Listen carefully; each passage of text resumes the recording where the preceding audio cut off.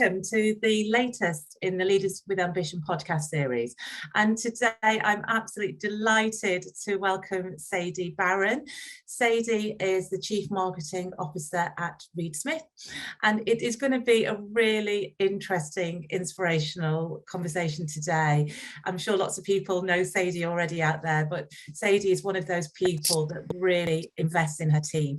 I think that from what I hear from Sadie, she believes in treating people fairly, and I think this really shines through with some of the teams that she's built over the years. There's this feeling of listening, encouraging, really getting teams to do their best, but also getting people to bring their authentic selves to work, which is incredibly important, I think, for anybody these days, but it seems to be even more so at the moment. There's a real sense of hard work, grit, determination and tenacity that comes through Sadie's career. And I think this goes back to the very first job she had in the Norwich Union, which she'll bring to life for us shortly, and also the challenges that Sadie's faced, with imposter syndrome, and also the challenge of having a family and a job that she's really loved. And there's been also periods of times where she's had commuted from Norwich to London, which is a 4-hour commute with a young family. Now that is challenging in itself. So lots of things for us to go through today. But without further ado, Sadie, over to you to bring your career to life for us. Oh, well, look, thank you, Nikki, and thank you for the opportunity to do this podcast. I'm always thrilled to share my story because I do think it is possibly a little unusual in some ways. So I left school at 18. I'd got an opportunity to do a placement year. So I deferred my university option and joined Norwich Union, as it was in those days, Aviva as it is now. And I went in as the gopher. I got to work with all the different departments under the PR and publicity manager at the time, who happened to be my dad's best friend. So that's probably lesson number one for me, which is, never be afraid to use your network. And I'd been there about, 4 or 5 months, having the time of my life at 18, earning some money, learning loads of new things. And they turned around and said, hey, you seem to quite like this and we quite like you and you've got a great energy. Do you want to stay? And I think it took me only, maybe 4.5 seconds to go, yep. Yeah, yes, please. My dad was not very pleased with me because I would have been the first member of my family to go to university, but I decided that actually working was teaching me more than I thought that I'd learn at university, mainly because I hadn't really got a clue what I wanted to do at uni either. I'd applied for some random travel and tourism type degree because I couldn't think of anything else to do. So that is how I fell into marketing and everything that goes with it as an 18-year-old. And I had an absolute blast. I mean, I guess you could call it like a 9-year apprenticeship at Norwich Union. I got to work with every single team. I got moved around between the teams. I acquired different skills as I went. I worked in the sponsorship team with a fantastic guy called Andrew Harrivan, who taught me so much about sponsorship agreements and negotiation. I worked in the promotions team. I used to drive a Land Rover Discovery with a great big mobile display unit on the back all over the country. Yeah, I drove a van. I had no kind of airs or graces. I did whatever needed to be done and I learned on the job. And I got to work eventually in the account management team. Again, dealing with everything from sort of design projects and publications through to events. And that's where I really started to find my sweet spot, if you like, of doing events. So ended up looking after most of the chief executive and the management leadership team of Norwich Union's events.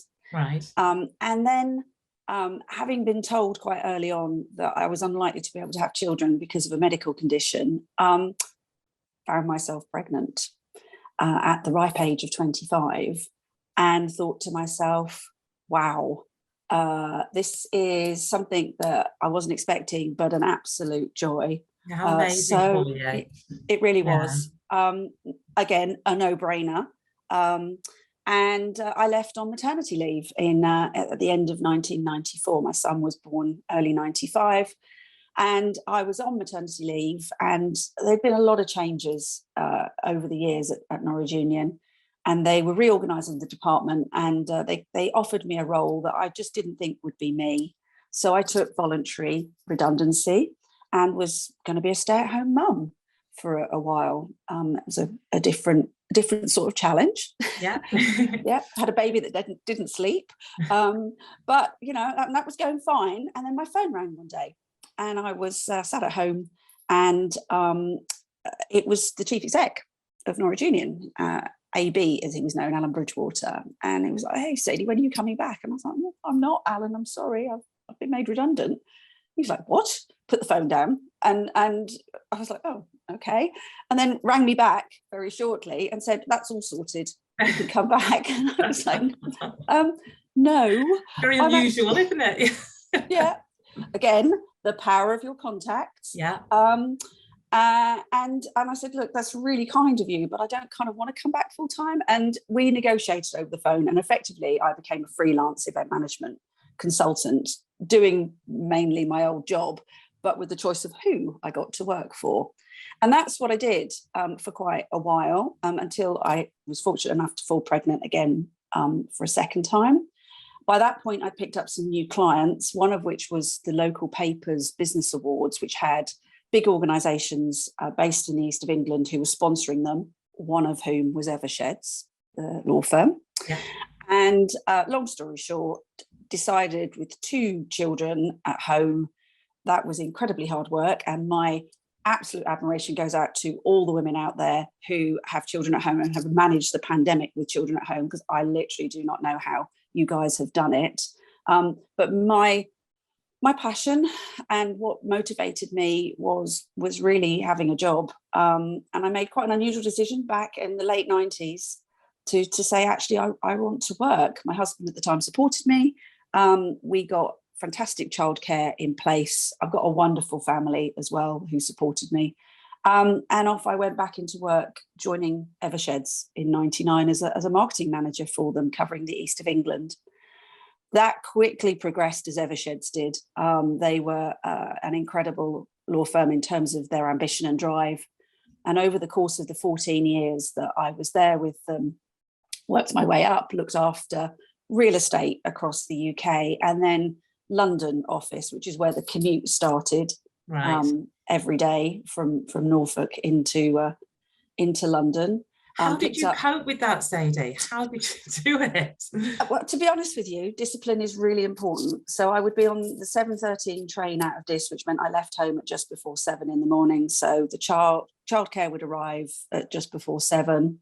Or actually, we had a whole variety of childcare. Yeah. I don't think there's one size fits all.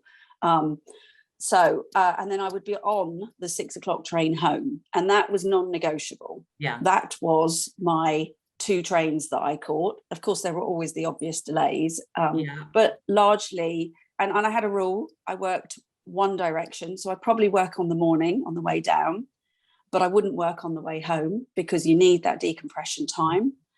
I've still to this day got great friends who I met on the train who did the same as I did, and they kept me sane, to be honest with you. And in those days, quite unusually, and I'm going back to the early 2000s, I would work from home occasionally as well.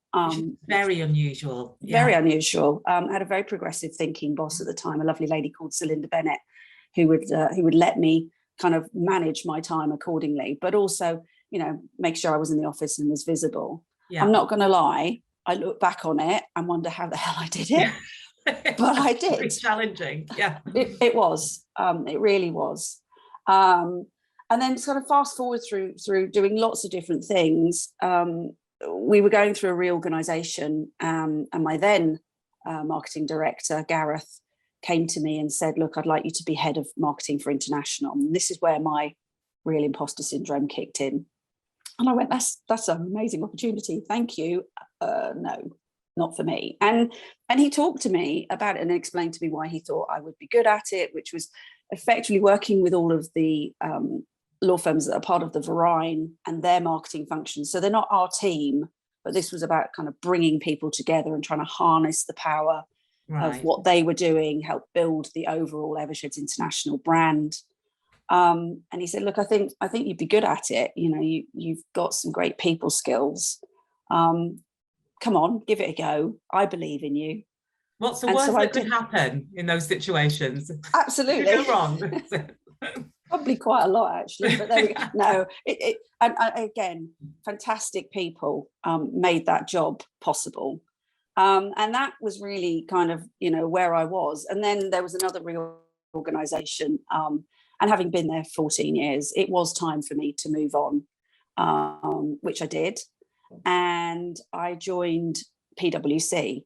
I think I had, again, I've got to be honest, I'd lost my mojo towards the end of my time at Eversheds. And I was a little bit broken, I think. I've definitely lost that sparkle. And I joined PwC, working under the then head, Andrew Gordon and Roly Sonnenberg and other partners who were there. And they were just unbelievable. They really invested in me. They helped me learn about a whole new area of professional services, forensics. They are literally the preeminent team, I think, probably in the world.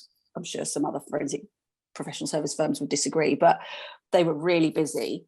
They weren't really around very much. And to be honest with you, they didn't really need me. I mean, I was there to do a business development role and the work was flowing in. They were growing amazingly. So they rebuilt my confidence. They listened. They wanted to know my opinion.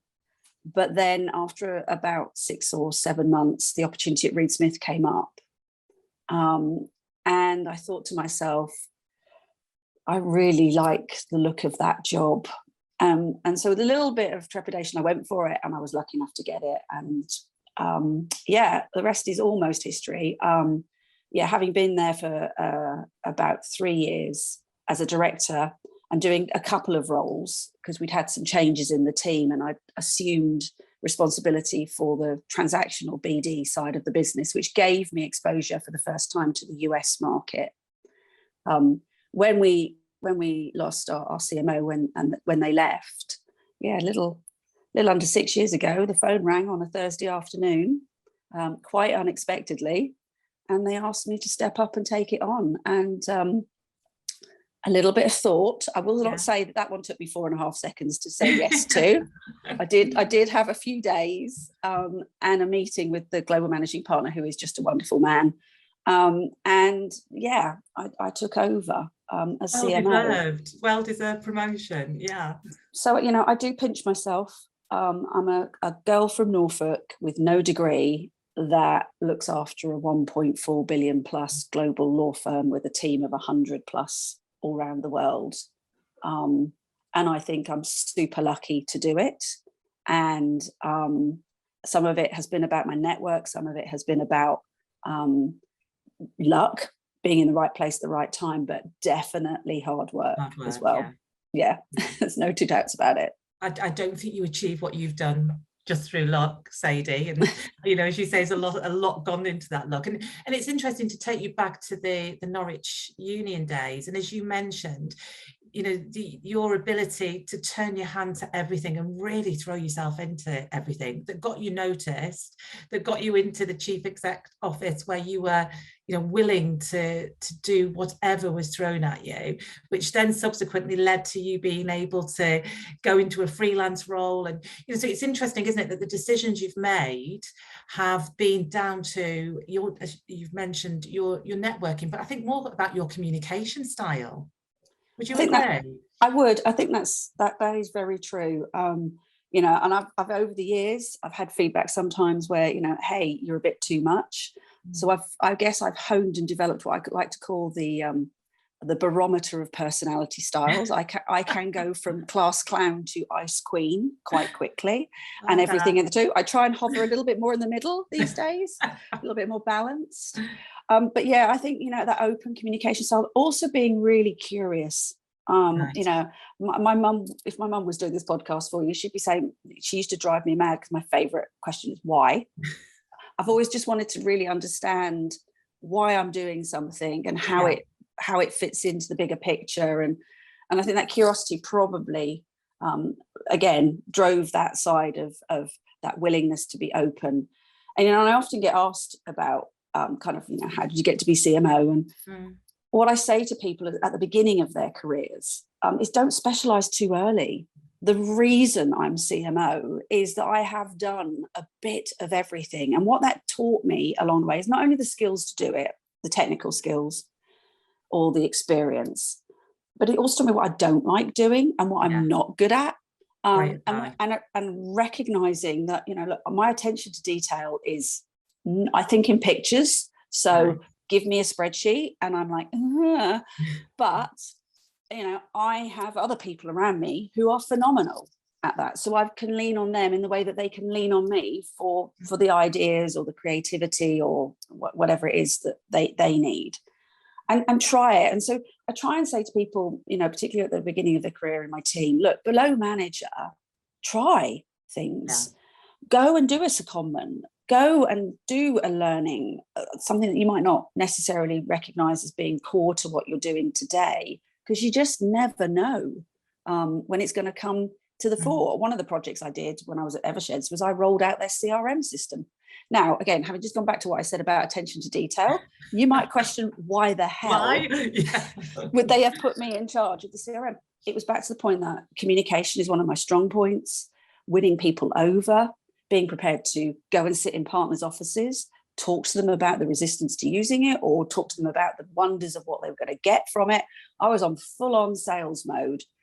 Right alongside me was a guy called Pete Simpson, who did all of whatever I was selling. He made that happen with another wonderful man, Dean Bray.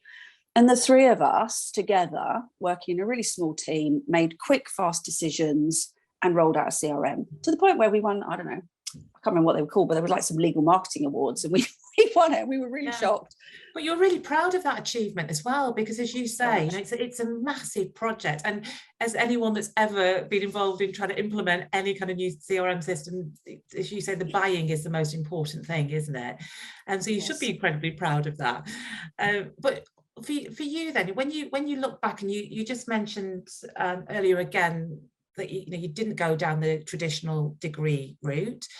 Do you actually think if you had, it would have almost hampered your development and growth, because you wouldn't maybe have been as really throwing yourself into it, trying to learn from everybody and being as open constantly to almost failure to learn?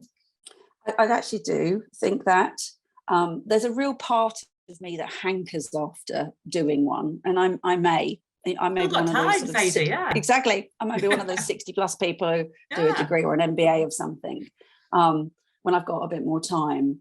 But I do, you know, I do think that I think if I'd gone into what is a traditional degree course, I don't know if I'd have made the right decision. I don't know if it would have helped me. I loved the apprenticeship route I sort of inadvertently took. My son, interestingly, went to university in the US and did a liberal arts degree. And the more I learned about that, the more I kind of wish I'd known a little bit more about that back in my day, although probably in the mid-80s, going to university in the US would have been a really, really big thing for a girl from Norfolk. Not sure I would have made it. But I love the idea of that liberal arts where they get a couple of years to try so many different things before they're asked to really hone in. And my son changed course. He was doing a marketing-based degree and he ended up doing ICT because as part of the liberal arts course, he spent a bit of time looking at technology and he just realised that was probably where his heart lay. So really interesting. And now he works in a digital marketing role. So he's kind of brought it back again. Circle. But I'm a big fan of that. I think, you know, the more experience you can get. My daughter did a foundation course before she settled on what she wanted to do, and then what that again worked her out is what she didn't like. And I think that can be part of the challenge. So I think degrees are really important. I want to make that clear. I'm not turning around to anybody saying, hey, you don't need a degree. Don't do it. No, I think learning is really important, but working out the right sort of learning, whether that's a traditional degree course or whether it's an apprenticeship or whether it's foundational or whatever. I really strongly encourage people to do that. I also really strongly encourage people to do work experience, internships, get a bit of exposure to what you think. Yeah. And that can't start early enough. I think 15, 16, getting a bit of experience of what the corporate world's about, or a professional services role, or even a retail role or anything. You can bring all those skills through. Yeah, well, particularly the communication piece as well, as you say. That I think that's essential, isn't it, to just try different things and different styles. And interesting with your career, insurance, law, professional services, law again, and you've always worked in very professional firms, and you've gone back to law from law. Well, why is that? What's the reason? People. It's really easy. It's people. Yeah. Law firms and I guess the big four, the accountancy firms, consultancy firms that are partnership environments. Yeah. You either love them or you hate them. And you can see it really quickly when somebody comes, perhaps from out of industry, and you can see them struggling, and you just know they're not going to probably enjoy the experience. I mean, I think of it as this way. In Reed Smith, we have 700 partners that effectively run the business. Some are equity, some are fixed share, but they're roughly of equal status in terms of demands on my team and what we do. And so you are working kind of like with 300 individuals or 700 individuals sometimes. And actually that's part of the joy, I find, of bringing it all together is bringing partners round to working together, collaborating, that sales pitch. How do you get them to do it? And working with really super bright people who are solving incredible problems every day. One of the things that we've been doing recently in the last year and a half is our response to ESG. And it's such a huge topic to try and get your head around how you can help clients in that space and what they might be struggling with. I've been super blessed to work with an amazing task force who have really helped educate me on the aspects that should matter to our clients and then also matter to us as a business. And then it plays out really interestingly into our area in terms of brand and the values that we bring forward as part of our brand about why clients should work with us, but also why people should join us, and that employee value proposition. And so there's this huge melting pot of issues going on, that bringing it all together, and it's been fascinating. So I happen to really like law firm partners. That's a bit weird, I know, but I do. Good job. I do. They challenge, they push back, they're bright. But it's a really satisfying when you get them on side and you can make a difference, and you see your work actually winning a new client or an issue that's made a difference to a client. Yeah, that direct involvement. That's good. What about your teams? I know how passionate you are about your people and your teams, and I know that's something that anyone that's ever worked with you has always said as well. Why? How did that happen? How did that grow for you? Because it's normally something that happens in life that makes you go, this is what I'm going to do for my team to make sure that everyone's got a voice. So I think, again, it's life experience that's kind of, I've been influenced by some really great people throughout my career, and I've watched and learned how they've done it, and emulated some of it. The gentleman that brought me into Evershed, Ray Chalmers, was an introverted, deep thinker, passionate about what he did. And I was this extroverted, 10 million ideas. And somehow together we really worked. And I think I've probably started out on the empathy, understanding, listening by watching him. But I firmly believe that nobody comes to work to do a bad job. Everyone comes to work to work. Some work harder than others. Don't disagree with that. But largely people show up to work and do their job. And they'll do it to the best of their ability. I genuinely don't think people come to work to be terrorists, not unless they're so really seriously wrong. And so I start from that premise. The second thing I then think is that the world constantly changes, the firm constantly changes, the needs of the business constantly change. And sometimes you can end up with a square peg in a round hole. And that I see as my job to fix. It's not about the person being wrong. It's about we've just got the wrong skill set aligned in the wrong place. So again, it's back to that kind of position of, I believe the best in people until they prove me wrong.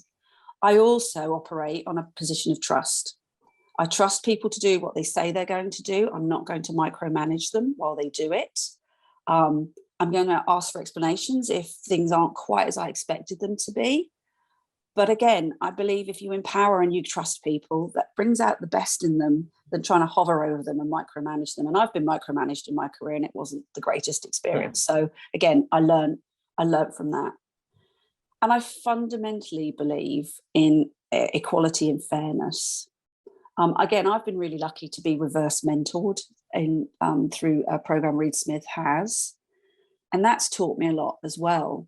I guess I'm slightly embarrassed to say that one of the things I used to think I was doing really right was to never see colour or diversity because I wanted to be fair. I wanted the right person to get the job. And, to me, it didn't matter what orientation they were or what background they may have come from. And one of my reverse mentors actually said, the problem with that, Sadie, is you're not seeing the real person. And it was like an absolute that's really light bulb moment. Yeah, it was actually I would call it a dumper truck hit me in the face moment.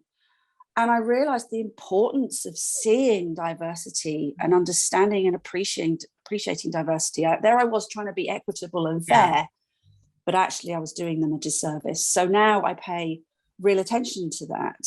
And one of the things I try and make sure we're doing when we are recruiting is thinking about the job description and how we describe the role and tailoring it to different, to hopefully appeal to different generations, different diverse backgrounds. And that's quite a hard ask of, basically. But as you're talking to people, it's really important to see it. So I think that's been a really big learning for me. I genuinely also love people being their most authentic selves. And I learned a long time ago that the minute I'm not authentic, Sadie, I come unstuck. If I try and be something that I'm not. It's just uncomfortable, isn't it? And then that makes everyone else feel uncomfortable. Yeah. It is. I don't use big fancy words because my brain doesn't operate in that way. And if I try and use them, I get them wrong. So I just don't. Yeah. And so I try and encourage people to bring their most authentic self to work every day. I try and encourage people to stop and listen. The adage of, you've got two of these and one of that, use them in, for a podcast that doesn't work, 2 ears and 1 mouth. But, try and make sure you're using them in the right way.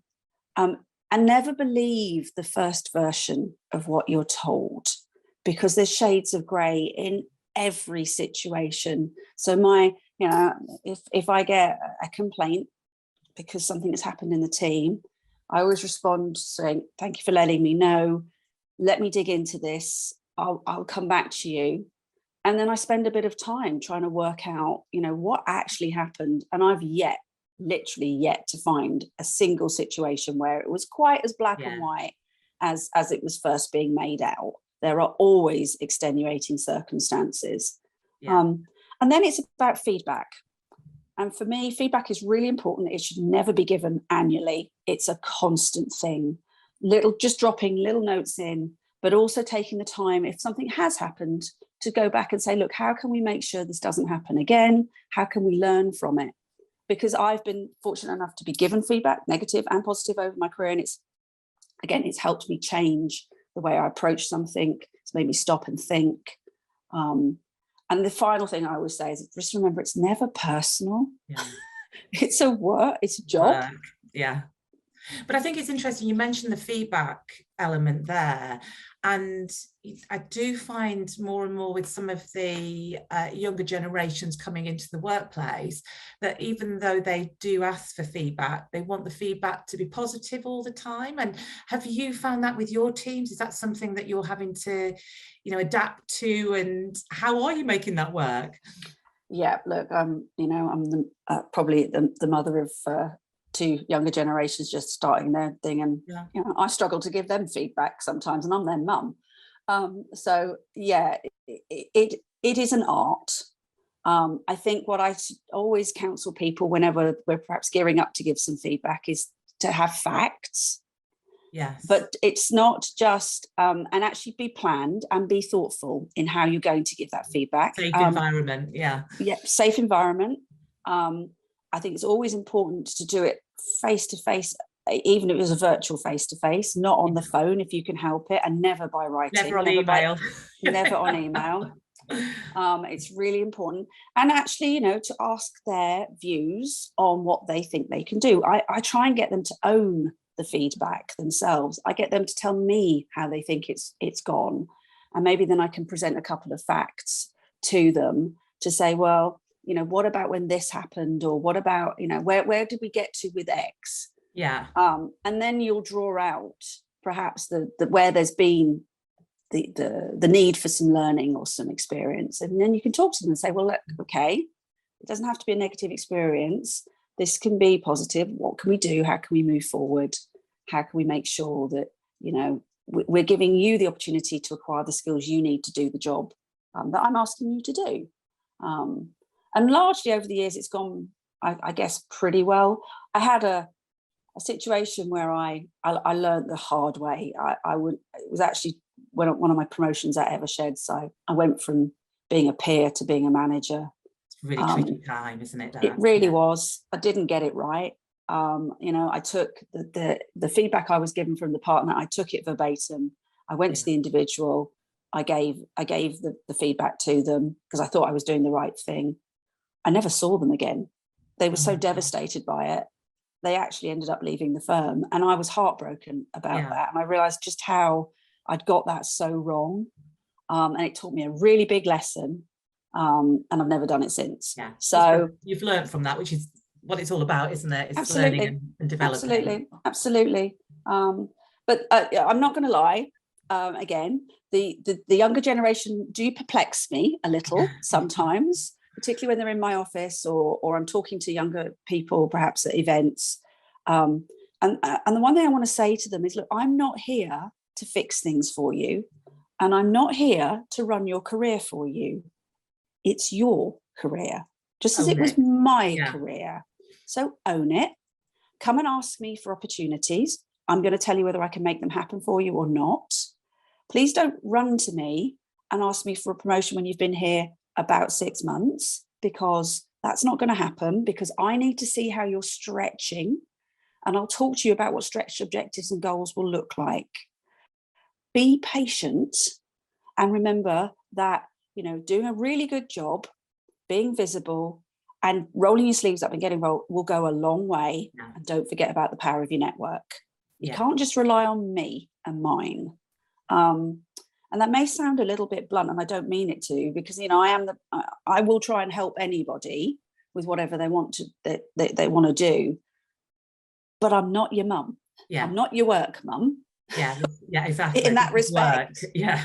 But that's great advice as well. And I think, you and I have talked quite a bit about the power of mentoring and, building your own networks as well. And you mentioned the reverse mentoring that had such a huge impact on you, which is fantastic. How do you encourage people to really embrace coaching, mentoring as part of your teams? So the first thing I want to say is I think coaching it should almost be mandatory. I was lucky enough to be supported when I took this role on. It was one of the asks I had, which was to have a coach, and I still have him to this day. And I'm probably a better CMO because I have my coach, and he is somebody that I rely on heavily. Coaching is... You must trust that person by now. I know you've mentioned trust a few times as being so important to you. It's integral, isn't it? Yeah, I really do. trust my coach. I mean, I've literally texted him and said, I need some help, I'm having a meltdown. And he's there for me, which is just fantastic. Right. I think there was a bit of stigma. I think people somehow thought coaching meant that you were failing. I actually don't see that at all. I think coaching, mentoring, and networking are three really powerful things you should have in your toolkit. If you can get them, embrace them. There is no stigma in my world. I think people who don't want coaching have got maybe a question mark in my head, as opposed to people that are asking to be coached or mentored. So I encourage everybody to look for networks. I'm really lucky enough to be currently president of the LMA Europe chapter, region, whatever you want to call us. We only set up a little under a year ago. And a really big part of what we're doing is mentorship and reverse mentoring, and particularly diverse reverse mentoring. And I'm signed up to be a mentor. I'm really looking forward to it. All of the board are signed up. And in fact, we've already got 20 members of the region who have signed up to be mentors. So, I think what my advice to people listening is, if you're not sure where to go, that to try and find some mentorship, and it's perhaps not offered at your organisation because it may be quite small, do look for organisations within your industry like an LMA or a PSMG or a PM Forum. They're all really great organisations, and see what you can find. If you really can't find anything, my email address is available via the website of Reed Smith. Contact me, because I will always try and help you find and connect you to someone who I think might be able to give you some steering and some coaching or some mentoring. And recognise the difference between mentorship and coaching. Yeah, it's very different, isn't it? Yeah, hugely they are different. Yeah. And some people come unstuck. And I think some people don't know exactly what they want. So I think, again, happy to talk to anybody about what I see the differences are. My coach, Henry, he really puts my feet in the fire. It is not a comfortable experience. I was just about to say, I think that's a really big difference between the coaching and the mentoring piece. I think with coaching, you feel uncomfortable. I have a coach as well, and it does. And you really are looking at yourself in that mirror around your decisions. Whereas mentoring, I feel it's much more of a supportive challenge and more advice and people wanting to share their wins and failures. So it's very different, isn't it? But great advice. And the LMA, so as you mentioned, the LMA in Europe is relatively a new setup. But why did you want to be part of that and involved in it? What was it that drove you to be president? And I love the title president. I just always think it sounds amazing. No, it was the title. It was 100%. No, it wasn't. So effectively, probably a little over 18 months ago, a lovely lady called Jill Hughes, who was the president of the overall LMA, got in touch with me because they were interested in the London market. It's a very US-centric organisation, about 4,000 members across the US and Canada. And she asked if I could help. And I guess that, I have got a good black book of contacts that I can call on. And I'm part of a couple of CMO groups run by different people. Very well networked in the industry. I am. I think my reputation precedes me somewhat on that, but there we go. But basically, we got together. There was a group of us got together with Jill, and we brainstormed it. And what we came away thinking was that we did think there was a bit of a gap in the market that the LMA could plug. Particularly around, at that point, our thinking was around sort of US-centric firms, because it is different working for a US-centric firm to working for perhaps a European headquartered firm. There are different nuances, different vibes. There could be a different culture. So that's where it started. We put some work streams together. We put some people onto these work streams. We dug a little deeper on it, and came to the conclusion that we thought we could start a chapter. The LMA leadership and the board kind of took a paper from us and voted it in, and we launched in November last year, and we're hovering at just under 250 members right now. That's great. Already, yep, it is. And it's been really good. Now, I think what the difference is between LMA and perhaps some of the other organisations that people can be members is that every single person on the board is doing the job. Yeah. We, we're all either CMOs or heads of marketing or directors. We're lucky enough to have the COO of Europe, Linklater, as our treasurer, which is just phenomenal as well. And the second thing I think that makes LMA quite unique is the body of learning that they have. I mean, when you join as a member, it's pretty cheap to join as an individual member, but you have unbelievable resources. And for me, the members of my team who've wanted to join, I've not mandated it. I've said, let me know if you want to join. And around about 35%, 40% of my team have joined. It's like a sort of induction program in some respects. It's absolutely phenomenal. When they come and ask me, hey, have we done anything on X? I go, we haven't, but go and look at the LMA's website, because you are going to find something on there that has done it. So we're really enjoying it as a board. I was, for some reason, they decided I'd make a good president. So I guess it's that sales pitch bit that's going on. And I'm loving it. I really love it. It's great to connect with other firms. There's a ton of sharing that goes on. There's the definite sense of community with it. People who do our jobs. You get to network with them. We have what we call special interest groups. So, nice. We've got a CMO one, but we're also looking to establish ones around topics such as ESG. So, rather than just sitting there thinking, God, where do I start? You can pull in off other resources. Best practice, I think, is something that is fantastic. I know you mentioned that to me previously about it, and that's what you want to do, don't you? You want to make sure that, in your industry, in marketing and business development, that this is the pinnacle, and that's pretty special. I really hope that actually what we do is we create friendships as well, buddies, people in different. I mean, I will tell you, the LMA board, that we have WhatsApp groups, and we're constantly on them to each other. And the CMO role, it can be quite lonely. I particularly if you are promoted from within, and it is absolutely phenomenal having other people in the same position as me, similar styles firms, that I can just reach out to and say, am I going mad, or have you heard this, or how do you do X or Y? We're not about selling the crown jewels and the trade secrets, obviously, but largely, let's all be really realistic and honest here.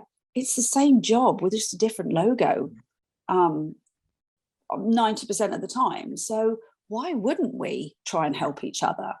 So I've got friends for life, I think, coming out of the LMA board. And I'm very, very grateful to every single one of them.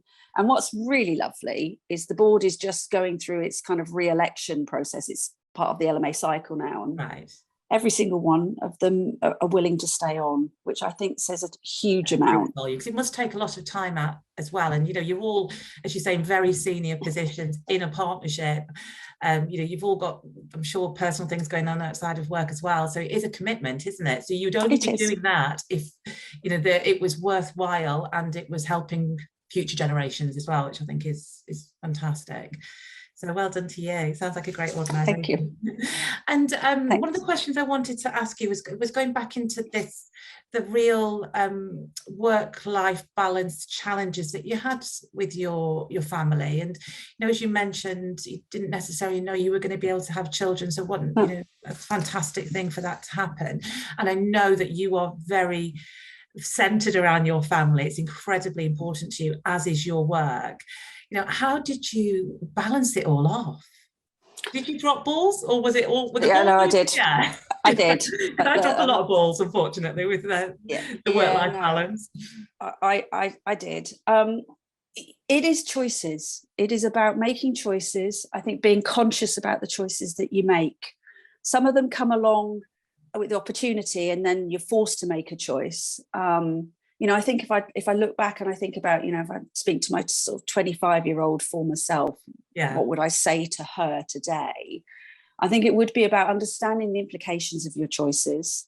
That doesn't mean you should shy away from them, but just be aware that, you know, with every choice there is a consequence. And there are sacrifices that you have to make. You know, I didn't make every single sports day for my kids. There's a great story about Bun Day as well. Shall I tell you that one? Yes, definitely. Share that. So yeah, so my children were at a local primary school. I was quite determined in the beginning of their education that I wanted them to make sure they had local friends, so that at weekends, my kids were lucky enough to go on to varying private schools, and in fact chose themselves to follow their father into a local boarding school, which was weekly. So again, that's about a choice that they made that actually helped mum and her career, because I didn't have to worry about them from the ages of sort of 11 and 13 onwards, because they were largely catered for. Not everybody can do that. But going back to primary school, so I was working full time at this point, and I had a wonderful nanny who would come in every day. And the one thing I'm not really very good at, I can cook, but baking is not my thing. And of course, I just missed the note in the bag that came home saying it was Bun Day to raise money for the PTA. I was actually on the PTA as well, which is even probably a bigger fail in my part. But long story short, rang the nanny and said, "Oh, it's Bun Day tomorrow.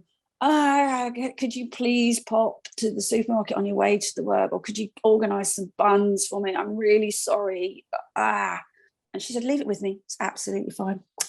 And so she went to the baker's and bought 24 beautifully fresh cream butterfly buns that came in a huge box and delivered them to school. I think they cost £1 each back in those days.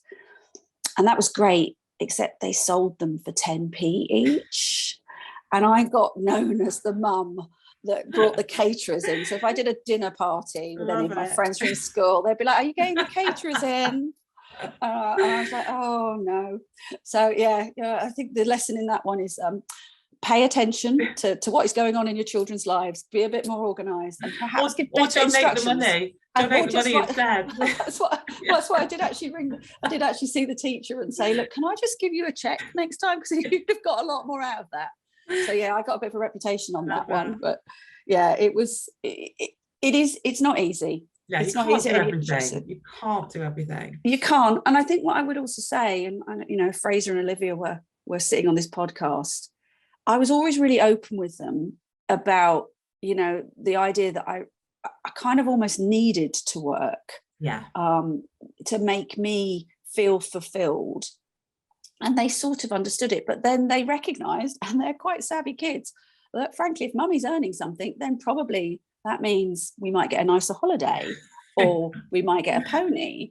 And I'm not saying I bought my kids. I didn't buy them off. Maybe I did a bit, but I enabled them to follow some of their passions as well, and their dreams. And they recognise, and we've talked about it a lot over the years, that they said, "Look, Mum, hey, we got it. We knew that actually you were happier if you were working. We got the benefit of maybe having a nicer holiday, or learning to ski, or do something that we might not have been able to do beforehand. And we know you love us, and we know." And the older they've got, in some respects, the more that I guess I've been able to help them, either through getting them work experience because of my network, or I'm giving them a sense of work and ethics, which they both have. And I love the fact that the world is a very small place to both of them. You know, Fraser has gone to college in Florida. He went on to live in LA. Olivia got an internship at Nike and went off to Amsterdam. Unfortunately, the pandemic struck in the middle of it, but she would have been there for a year otherwise. So I love that I've got that kind of social confidence, and the world is their oyster. And if I've instilled a tiny bit of that in them through them watching me do what I do, then I feel like I've done a good job in that respect. And it's a really positive message, isn't it? As you were saying, you know, Mum was happy. And that's so important. And, you know, independence for them and for you, and to see that. And, you know, it's really great life lessons, isn't it? And how hard you've had to work to be able to achieve that, and to able to, to help support them. So all really good life lessons. And I know that you and I, when we talked about the pandemic and how challenging that was, I think I think it was really interesting when you said to me that it was a very, very difficult time for so many people for so many reasons. And you mentioned that, you felt that you needed to reach out to get more support as well. And that's something you're very open about, which is, again, brilliant for someone in your position to be so open about that. I feel it's really important to be honest and show vulnerability. I mean, Brené Brown is one of my heroines in my world, and the work she does around shame and vulnerability.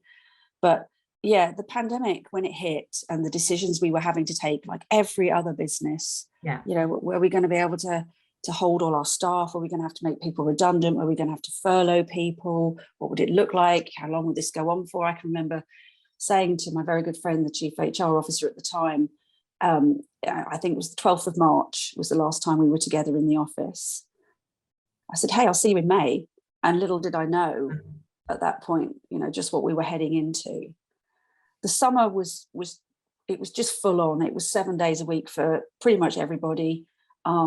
We took some really hard decisions. I was able to work with the leadership of Reed Smith, who were just open to every idea that we put forward. And the more senior members of my team took a pay cut in order to protect the actual size of the team. We didn't have to actually lose anybody. We did put a few people on furlough for a short period of time. And it really took its toll. I felt so personally responsible for so many people. It was a burden that weighed very heavily on me. So when I realized it, and I realized I was heading into a dark place with it, I wasn't sleeping very well, I wasn't eating very well. I thought, I need to reach out. Now the firm is lucky enough to have some amazing resources. They're all completely confidential, so I don't actually have to tell anybody, but I chose to tell the team that I was struggling. Really brave, yeah. And what came back to me was mind-blowing. I probably had 20 or 30 of them reach out to me and thank me for being open and showing my vulnerability on it all, for sharing my story. And they opened up to me and told me that they were struggling too. It meant we could do something. We could get some help for some people through that period. I think it helped to build a sense of community again, that we were in this together, and that we could rely on. And I think it just made me human to them. It's really important. It really does. I will follow that up with a slightly funny side of it all. So that was the summer. And what I like to have done previously when everybody was in the office is in the holiday season around Christmas time, I would like to send everybody a holiday card, a handwritten one, just thanking them. Very nice. And I say that. Long time, quite laborious, I'm sure. Lovely. 100 plus people. Obviously, I couldn't do that. So I decided I would ring everyone instead throughout the month of December. I would just pick up the phone to each person and just thank them for sticking with us and wishing them a happy holiday. I absolutely terrified people. I mean, your voice coming, your name coming up, they'd be like, oh my God, what's going to happen? What's she telling me? So, if just a little bit of advice to people, pre-warn people you're going to do that. It's slightly backfired on me. And actually this year round, I didn't do it. And instead, I've decided that I'm just trying to keep up with people in a sort of more ad hoc way, rather than making it a big forced effort in December, which is our year end as well. So it's not the greatest time. People are very busy. Yeah. Just to making sure I connect with people, and the power of saying thank you. The handwritten note makes a big difference, but equally well-timed emails, good feedback, positive feedback. But if you get that continuous, isn't it? That continuous feedback, just checking in on people, or, exactly. Not putting the fear of God that Sadie's name's popping up on your phone. I love that. That's actually that's quite a funny story. Talk me through your highlights of your career then. There's so many, starting back from your popping to Norwich Union for a few months whilst you were waiting to go to university, to where you've got to now. But what are your personal highlights? So things I'm really, really proud of. I got to work on the rebranding of Norwich Union. For those that are really old, they'll remember the logo with the cathedral, with the light shining out of it. I got to work on when it changed to a lot more similar to what it is today, with a fantastic agency, Wolf Ollins. I actually got to meet Wally Ollins himself. I was seconded down there. So that was definitely a career highlight for me. And when I think back to kind of the Eversheds days, the CRM project, funnily enough, is one of my career highlights because it did go well. And that's quite unusual. At Reed Smith, the rebranding that we did when I first took over as CMO, that was being a purpose-led brand, learned a lot about the process of doing that, worked with a fantastic agency on that exercise. Hiring amazing people over the years, watching my team go on to great things over the years. They're all highlights for me. And I guess being asked to be CMO is got to be a career highlight for me as well. I still think there's more to come. I think I've still got more things to do. And I guess career highlights, they're the main ones for me. But a lot of it's centered around the team. And actually, I get my greatest kick. I get my greatest kick when I see the team doing something phenomenal and the managing partner, or better still, even a client, sending us a piece of feedback saying, this is amazing. You can't bottle that stuff. It's great, isn't it? And then, so what have been the biggest challenges that you faced in your career? Because you do kind of turn your challenges into wins or learns all the time. So it'd be interesting to see what you pick for this. So I think my challenges have been keeping your mojo. I think every 3 to 4 years, you definitely need to be, what's next, how are you transforming, and trying to stay ahead of all of that. So at the moment, I'm looking at sort of how we create a more agile function, how we respond a bit more quickly than we have been, because we're quite in a traditional structure. So I think that's always the pivot piece, and knowing when to pivot. That's definitely been a challenge for me, because I do get bored. You need to keep that excitement. You need to keep it fresh. Yeah, definitely need to keep it fresh. I guess learning that thing I mentioned earlier around the personality, when and how to use your personality to the greatest effect. Learning to listen.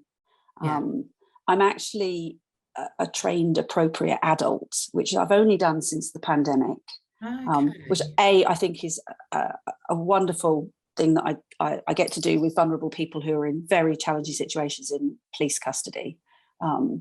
I think the idea of Sadie being an appropriate adult is a bit of a weird association, but the work is fantastic. It's not a challenge at all, but what it has taught me is about listening. And I think learning to listen has been a challenge throughout my career, because I'm always trying to finish someone's sentence. I'm always trying to think ahead. Learning not to do that, really learning to listen and observe what's going on, read the room. That's been challenges for me, and balancing family, career, and personal interests. That got a bit out of kilter with the pandemic. Putting the appropriate adult bit has given me a reason to give something back. I feel incredibly privileged to have the job and life and family that I have. So this is a way that I get to give that back, and that gives me it's a challenge to fit it in, but it's about priorities, isn't it? So prioritizing a bit of me time, that's been a challenge, but I think I've got that better now. That's amazing. And I think, as you say, you're kind of carving out some time for yourself along the way is probably the thing that you've let go.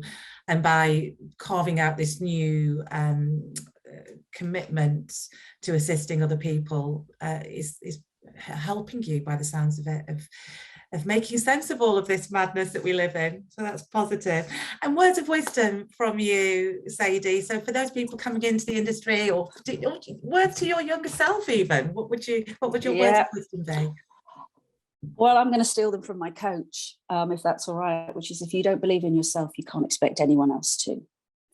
I live and die by that. Like I say, I do suffer from imposter syndrome still, but believe in what you do, believe in who you are, be proud of who you are. Don't be afraid to ask for advice, embrace feedback, because all it will do is make you more aware. It will make you able to believe more, and it will make you a greater success, in my view. So yeah, believe in yourself.